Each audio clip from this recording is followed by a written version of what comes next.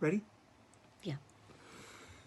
Hello again, everyone. My name is Michael Phillips. I'm one of the pastors at Grace Baptist Church in Fremont, California. And this channel is devoted to the proposition, the gospel changes everything. One of the hardest things for a Christian to believe and understand and accept, really, is the hard fact of unanswered prayer. If you've been a Christian for more than a few days, I don't have to tell you that not all of your prayers have been answered.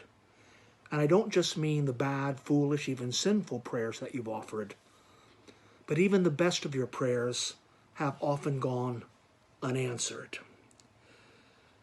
Some prayers are not answered because of something wrong in us. Psalm 66:18, for example, says, "If I regard iniquity in my heart, the Lord will not hear me." And James 1:6 warns the unbelieving Christian, so to speak, to realize that he won't receive anything from the Lord because he doesn't ask in faith. But the hardest fact of all is to realize that many good prayers that are asked in the most humble and penitent faith are sometimes not answered. Here we think of Moses asking God to allow him into the promised land, only to be turned down. And then, of course, the Apostle Paul praying 3 times against that thorn in the flesh, only to be told, "My grace is sufficient for you." You're going to live for the rest of your life with that thorn in the flesh. This is a very great mystery, and it would behoove us to leave the matter with God. Secret things belong to the Lord our God, but the things that are revealed belong to us. And God has not revealed to us why every prayer is answered or not answered in the way it is. And certainly it's very great folly for us to waste time and to beat ourselves up speculating on why didn't God answer this prayer? Why didn't God answer that prayer? That really sounds a lot more like Job's friends than the great saintly Job himself.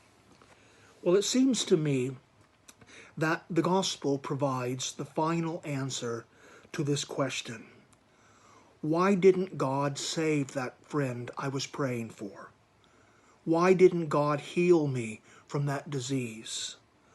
Why didn't God rescue my child from his rebellion and sin? Again, we don't have all the answers to this, but the resurrection provides the best answer we do have. The resurrection of Christ assures the resurrection of all of his people. We are already in a spiritual way raised together with Christ, and on the last day will be raised bodily to be with him, fashioned into his very form. We'll be like Christ in a way that is unimaginable to us. And on that day, every prayer that we've asked the Lord, petty prayers, colossal prayers, they'll all be answered. Either they'll be answered just the way we asked for them, but really more likely they'll be answered much bigger and better than we asked for them. We'll receive exceedingly abundantly above all that we ask or thought.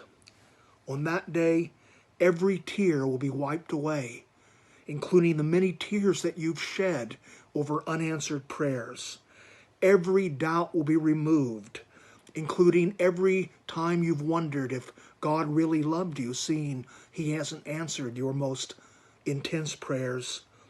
And on that day, you'll see once and for all and forever that many are the afflictions of the righteous in this life, but the Lord delivers them out of them all. So, keep on praying.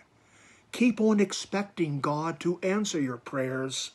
And when he does it, or when he answers in a way you didn't want him to, just remember that the gospel guarantees that in the end, you and I alike will be saying, he's done all things well. Amen.